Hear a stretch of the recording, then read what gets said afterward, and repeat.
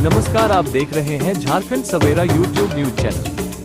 अपने हक और अधिकार की मांग को लेकर ओबीसी एकता अधिकार मंच द्वारा गढ़वा जिला मुख्यालय स्थित टाउन हॉल के सभागार में गढ़वा रन का विधानसभा स्तरीय जागरूकता महासम्मेलन एक ऐतिहासिक आयोजन साबित हुआ, जिसमें हजारों की संख्या में ओबीसी समुदाय के लोग शामिल हुए। कार्यक्रम की शुरुआत मंच के राष्ट्रीय अध्यक्ष ब्रह्मदेव प्रसाद सहित अन्य अतिथियों ने महापुरुषों की प्रतिमा पर माल्यार्पण और दीप प्रज्वलन के साथ की गई, जिसके बाद मंच पर उपस्थित तमाम पदाधिकारियों ने केंद्रीय अध्यक्ष ब्रह्मदेव प्रसाद का बड़े आदर सम्मान के साथ स्वागत किया। इस अवसर पर उपस्थित लोगों को संबोधित करते हुए केंद्रीय अध्यक्ष ब्रह्मदेव प्रसाद ने ओबीसी समुदाय के संवैधानिक अधिकारों के लिए मजबूती से लड़ने का आह्वान किया।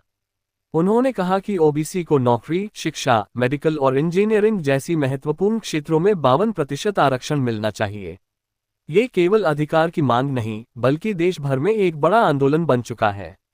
उन्होंने अपने भाषण में जोर देकर कहा कि यह संघर्ष आने वाली पीढ़ियों के लिए है और इसे सफल बनाने के लिए हर ओबीसी परिवार को एकजुट होकर साथ आना होगा। प्रसाद ने कहा, ये लड़ाई आपके बच्चों और आने वाली पीढ़ियों के भविष्य की लड़ाई है, इसलिए आपको घर घर में ब्रह्मदेव प्रसाद बनकर इस लड़ाई को आगे बढ़ाना होगा। जब तक ये लड़ाई राष्ट्रीय स्तर तक नहीं पहुंचती, तब तक हम संवैधानिक अधिकार नहीं पा सकेंगे।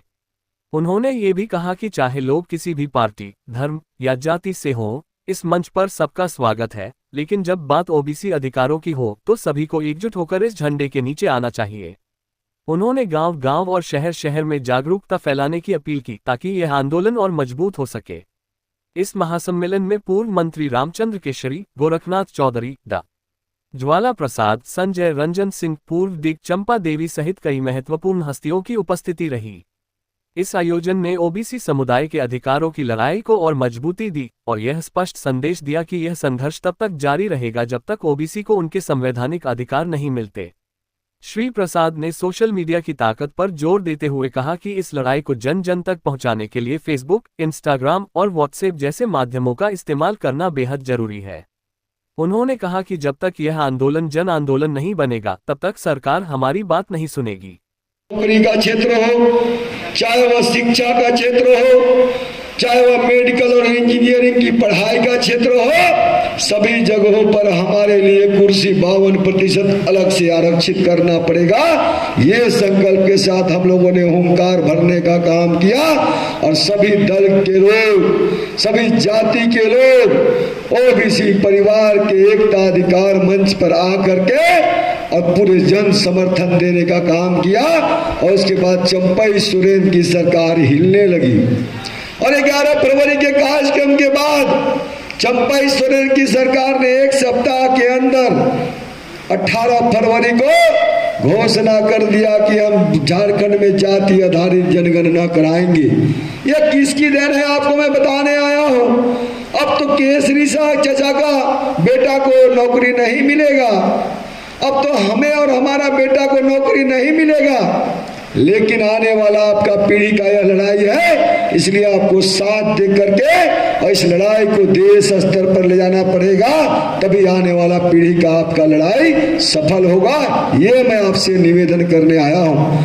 आपको घर घर में अपने आप को ब्रह्मदेव प्रसाद बन करके और इस लड़ाई की अभियान में साथ देना पड़ेगा, तभी यह लड़ाई आपका सफल होगा। अन्यथा हम लोग इसी तरह आते रहेंगे और बैठ करके और सभा में बातों को सुन करके जाते रहेंगे। तो यह मैं परंपरा को समाप्त करने के लिए आपसे निवेदन करने आया हूँ कि आप यहाँ से जाने के बाद अपने गांव में इसी तरह का सभा करके और जो यहाँ हमारे वक्ताओं ने, जो हमारे यहाँ बुद्धिजीवियों ने आपको बताया है, वह उनको बताने का काम करिएगा। ये मैं आपसे निवेदन करने आया हूँ।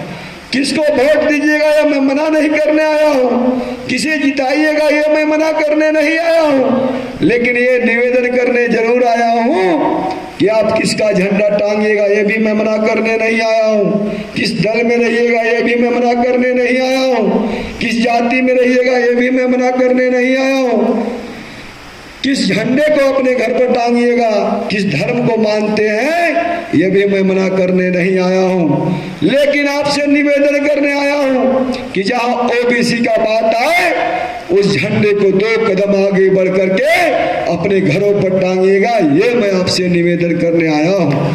तभी आपका ओबीसी परिवार का जागरूकता आएगा और अपने गांवों में, अपने घरों में, अपने चौपालों पर बैठ करके और अपने हक अधिकार की बातों को करिएगा कि यह संघर्ष जो है हमारा आजादी के 78 वर्षों बाद भी कोई भी नहीं दिलवा पाया। और हम लोग गांव-गांव में चौपाल के माध्यम से चर्चा करेंगे कि हम 78 वर्षों बाद भी संवैधानिक आजादी हमें नहीं मिला है, हमें संवैधानिक अधिकार प्राप्त नहीं हुआ है। इसको पाने के लिए चौपाल पे, गांव में, घर में, बस्ती में ब्रह्मदेव प्रसाद बन करके आप सबों को, नौजवानों को सभा करना होगा, तभी यह कार्यक्रम सफल होगा। ये मैं आपसे निवेदन करने आया हूँ, ये मैं आपसे आग्रह करने आया हूँ कि आप यहाँ से जाने के बाद सोशल मीडिया के माध्यम से, फेसबुक के माध्यम से, व्हाट्सएप के माध्यम से अपने दोस्त यार को, अपने मित्रों को, अपने साथियों को, अपने परिवार में यह बताने का काम करिएगा कि आने वाला हमारा पीढ़ी का जो लड़ाई है, उस लड़ाई को ओबीसी एकता अधिकार मंच के लोग लड़ रहे हैं, जिसका मैं भी एक सदस्य हूं और मैं भी एक पदाधिकारी की हैसियत से आपको मैं मैसेज कर रहा हूं। इसको फैलाने का काम करिएगा, तभी राज्य की सरकार और देश की सरकार ओबीसी के बारे में चिंता करने का काम करेगा। ऐसे कोई सुनने वाला नहीं है। झारखंड राज्य अलग हुए 24 वर्ष हो गए, लेकिन आज तक हमारे एक नेता सुदेश महतो को छोड़ करके अन्य 2-4 लोग हैं। हम झारखंड सवेरा यूट्यूब न्यूज चैनल के माध्यम से आप तक समाज में घटित घटनाओं के साथ साथ सामाजिक सरोकार, अपराध, राजनीतिक गतिविधि और सामाजिक समरसता से जुड़ी खबरें आप तक पहुंचाने को लेकर संकल्पित है।